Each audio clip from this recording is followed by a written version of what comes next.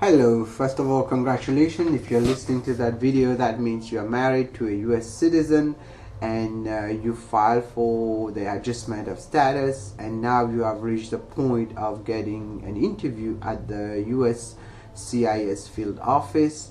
This video is going to cover a few of the questions and possible questions of what they ask at the interview level for a green card holder, and this is based on my experience. I am attorney Shaparali. I have practiced immigration now almost going on 12 years, and I have handled hundreds I should say of those interviews where I go personally and sit with my clients, and usually it's a client who answer the questions. So when you go to the USCIS office, first thing, it's an office, it's a formal interview. It's usually inside an office space, not a court.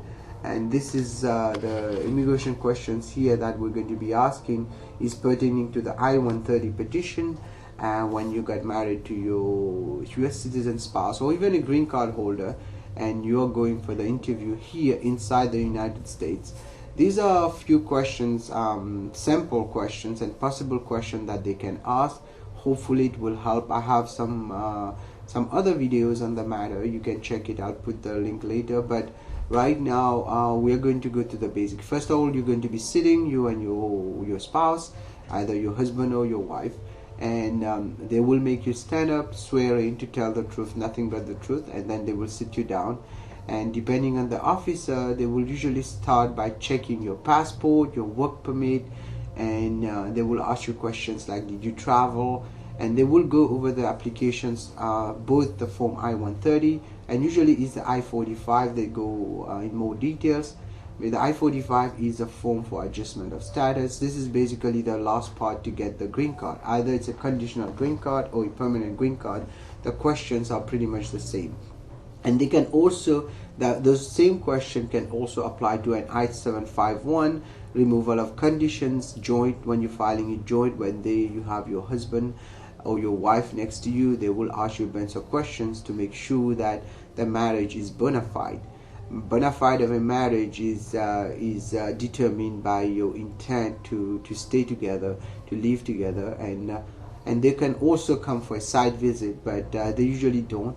In this case, I'm going to give you the question. So first of all, they're going to ask you questions about your address, your cell phone, your telephone number. They will ask you which number is good, and then they will go into details on the applications itself. If you have any children together, having a child is very helpful because it shows bona fide of the marriage if the child is both yours and your spouse. And also, if you have, at this point, many offices, they will ask you if you want to give any documents that prove your relationship. For example, what they like are documents such as insurance, financial documents, bank statements. Many people just give a bank statement without even knowing if it is an important bank statement, or if it is a current bank statement, or it's a bank statement that pretty much covers an activity on it. Because just like giving a bank statement where you have both your names and there's no activity on it, they won't like that. Insurance, they love insurance policies. By the way, it seems like they believe that if someone is going to be together, they have insurance policies, life insurance especially. If you have medical insurance together, if you have a car together, if you have any things that you have together, letters, pictures, you name it. And when it comes to pictures, many people also have issues because they tend to give the same pictures on one place, but they are asking for a variety of pictures. For example, you took a trip to Vegas, you took a trip to Hawaii, different pictures is going to make your case easier. One of the big questions they ask first usually, how did you meet your wife, or how did you meet your husband? And you have to answer that. And how did you decide to get married? Was it an arranged marriage, or was it a love marriage? Be very careful because they understand arranged marriages, but they don't understand fraud marriages. So there's a big difference between the two. A lot of people have arranged marriages, and now they even have websites for it. So they made an old concept into new. And they ask you questions like, where did your spouse live when you met? Did you go to his house or her house? Did you stay with them together before you were married?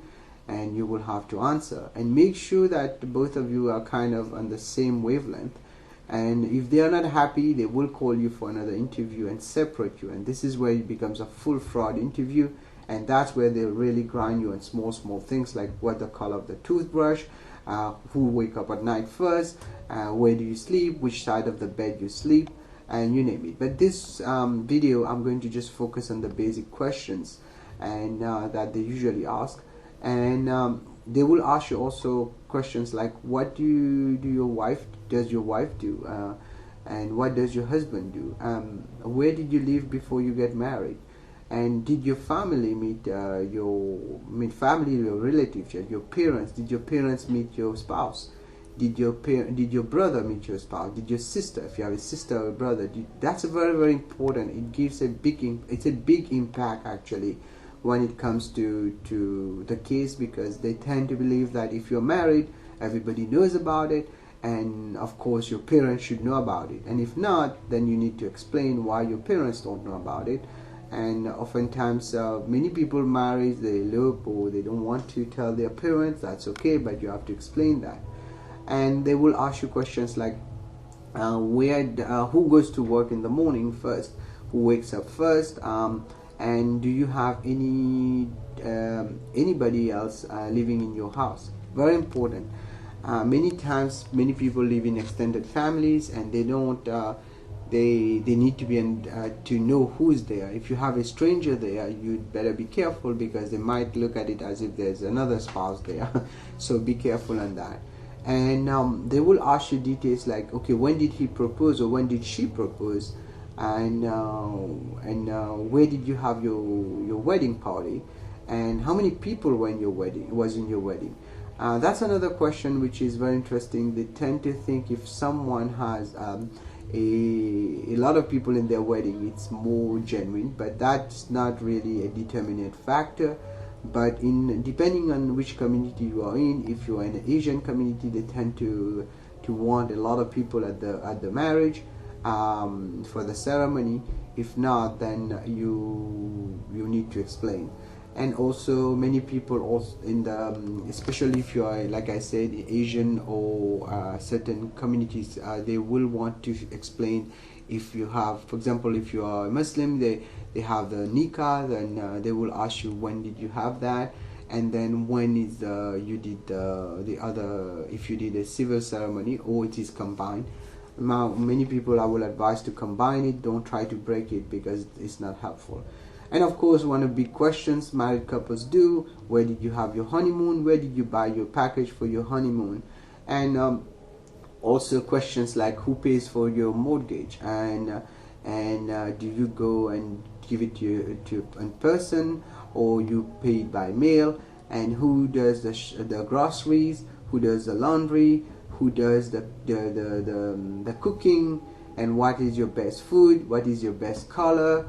And also they will ask you, they can ask you some intimate questions. What did you wear last night, in terms of things like that. How many times you have relationship? Okay, they cannot go into details of your sex life, but they can ask you how many times you had sex. This is something very current, because many times people, if you are not really in a genuine marriage, there's a big chance you won't be able to answer, or you won't know that time, because most people don't expect that question, but they do ask that question.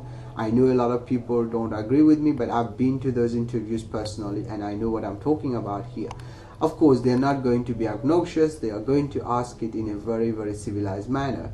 And also, if they start having doubt on your marriage, you have 3-4 questions wrong, guess what? The officer might deny your case and put you in deportation, or they might give you a second chance to come for another interview, or they might actually just deny it like that, and it doesn't have time to go in deportation. In this case, you might need to refile the case or need to appeal it.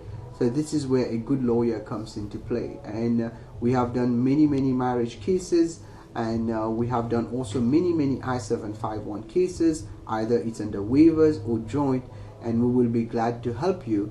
And like I said, I give you some samples of the questions. One of the things that I recommend people to do is, first, don't lie. 2, Make sure that you are not giving answers that are totally out of the blue of your head just to make things easy for you. You're just talking and talking.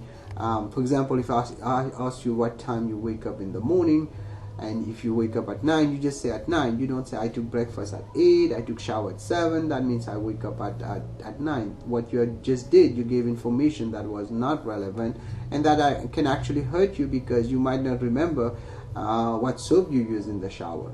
So those are kind of tips on how to do an immigration interview.